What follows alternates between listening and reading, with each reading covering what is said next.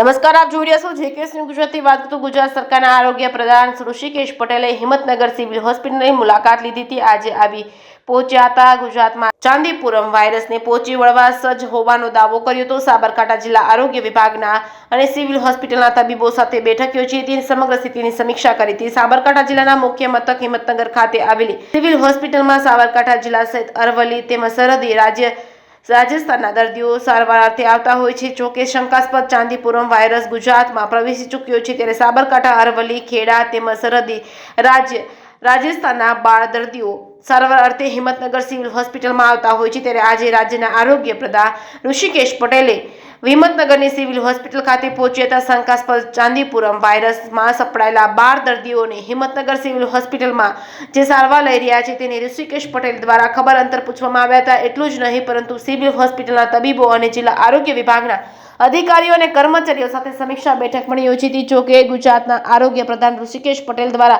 ગુજરાતમાં ચાંદીપુરમ વાયરસને માત આપવા માટે આરોગ્ય વિભાગ સજ્જ હોવાના દાવો કર્યો છે। એટલું જ નહીં, પરંતુ ચાંદીપુરમ વાયરસની સારવારની SOP તૈયાર કરી દેવામાં આવી છે। જેકેએસ ન્યૂઝ ગુજરાતી સાથે અશોક નાઈ, સાબરકાંઠા। ગુજરાતની અંદર પ્રવેશી ચૂક્યો છે, તંત્ર કેવું તૈયાર છે? કોરોનામાં તો વાયરસ ચેપી હતો અને એ ચેપના કારણે ખૂબ બધો ભયનો માહોલ અને હકીકતમાં ખૂબ પેન્ડેમિક હતું, પરંતુ આ જે ચાંદીપુરમ વાયરસની વાત થઈ રહી છે, હજુ પણ એમાં ચાંદીપુરમના કારણે તમામ ગુજરાતમાં આવતા કેસ સસ્પેક્ટેડ તરીકે આપણે ટ્રીટ કર્યા છે, પરંતુ ચાંદીપુરમના કારણે જ થાય એવું નથી।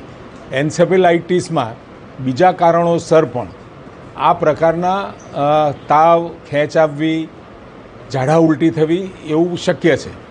આપણા ત્યાં અત્યાર સુધીમાં જે ટોટલ 7 ટેસ્ટ માટે મોકલ્યા હતા, 7ના રિઝલ્ટ ટેસ્ટિંગ માટે તો વધારે મોકલ્યા હતા પુના, પણ 7માંથી 6 નેગેટિવ છે ને એક જ ચાંદીપુરમ કન્ફર્મ થયો છે।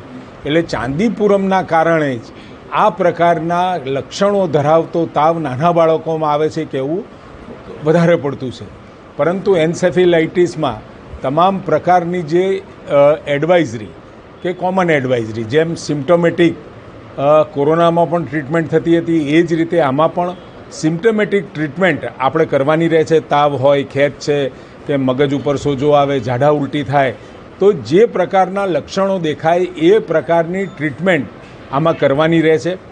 પીડિયાટ્રિશિયનો અને નિષ્ણાતો સાથે વાત કર્યા પછી એક કોમન પ્રોસિજર ફોલો કરવાનું લગભગ દરેક જગ્યાએ એક સરખી, આ મેં કહ્યું તેમ એ સિમ્પ્ટોમેટિક ટ્રીટમેન્ટની દરેક જગ્યાએ શરૂઆત પણ થયેલી છે ને એ પ્રમાણે જ અત્યારે સારવાર થઈ રહી છે। અને હિંમતનગરની અંદર આપણી GMERSમાં લગભગ 14 કેસો અત્યાર સુધીમાં એડમિટ થયા છે, જેમાં 6ના ડેથ થયા છે, અત્યારે 7 દાખલ છે અને એકને ડિસ્ચાર્જ પણ આપણે કર્યું છે। અને આજે મેં જે જોયું એ પ્રમાણે 3 બાળકો સ્ટેબલ છે અને 3 બાળકો PICUમાં છે।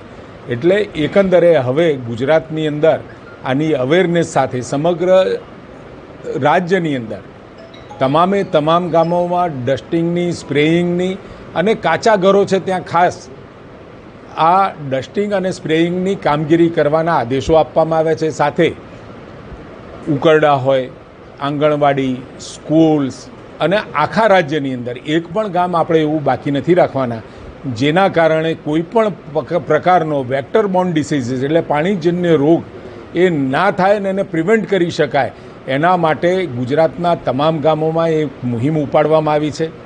સાબરકાંઠા અને જે 23 તાલુકાઓમાં આપણને જોવા મળ્યું છે ત્યાં આગળ આપણે પહેલી કામગીરી કરીએ છીએ।